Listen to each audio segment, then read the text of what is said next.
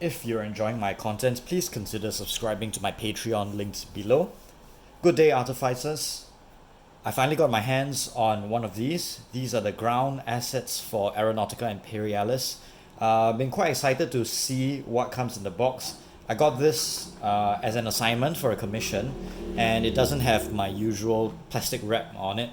But I assure you that this will be my first impression of the contents of this box. So let's have a look at what's inside. First of all, just a photograph on the front. We don't have any artwork. Again, more photographs on the back. It does show the full contents of the box, and that's about it. So let's see what's inside.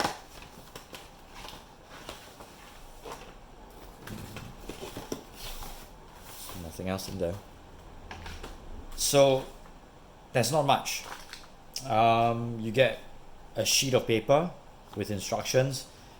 I've discovered that with Aeronautica Imperialis, you might want to keep the instructions. The assemblies tend to be a little bit small, and I found that the instructions are a little bit useful in that sense.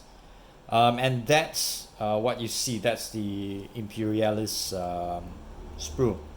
Everything's on one sprue. I do see 6 Imperial Aeronautica sort of turrets and 6 Orc turrets, and they do look nice. They can pass off as bits on a Gargant or even hatches on a Orc truck or a vehicle. So there is a fair amount of kit bashing potential when it comes to these. You've got these bunkers and silos as well, which also can pass off as hatches, perhaps on a very large Imperial tank and an Orc battle wagon. So that's pretty nice from a conversion and kit bashing point of view. These are very interesting and useful components already, just my first impression. Then you have rockets and missiles and gun turrets.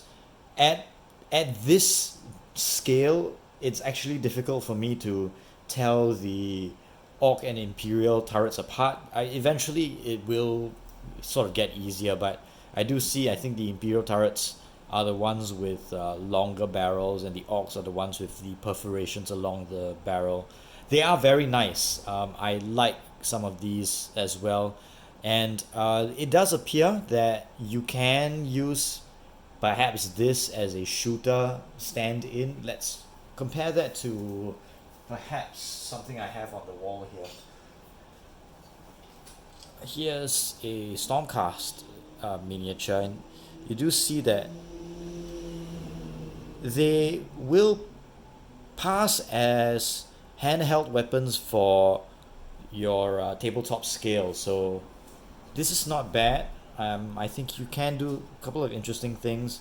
Your shock attack, your tank buster boys will benefit from having a lot more rockets if you do decide to use this sprue as bits. I don't think you want to do that. It's not a very affordable sprue in my opinion. I don't think you'll get this just for the bits, but there are a couple of interesting things that you might end up not using when you finally assemble them. I will take a look at this and decide for myself if that actually makes sense. I think I might have to end up using everything. It also comes with a couple of counters which are pretty nice. These are objective markers of some sort, and they look pretty good. Again, very interesting bits. I suppose if you don't stick on antennae for some of your ground assets, no one's going to notice, and then you can put that on the backpack of, say, a Space Marine, put that on the backpack or the shoulder pad of an Orc, and you could come up with some pretty interesting kit bashers with these parts.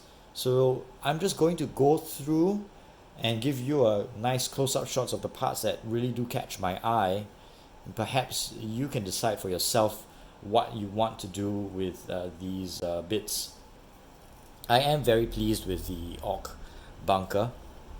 It's very nice details. Got a lot of these tanks and all that. Very nice opportunity to do some metal and rust corrosion type of work for the Orcs, as always, of course.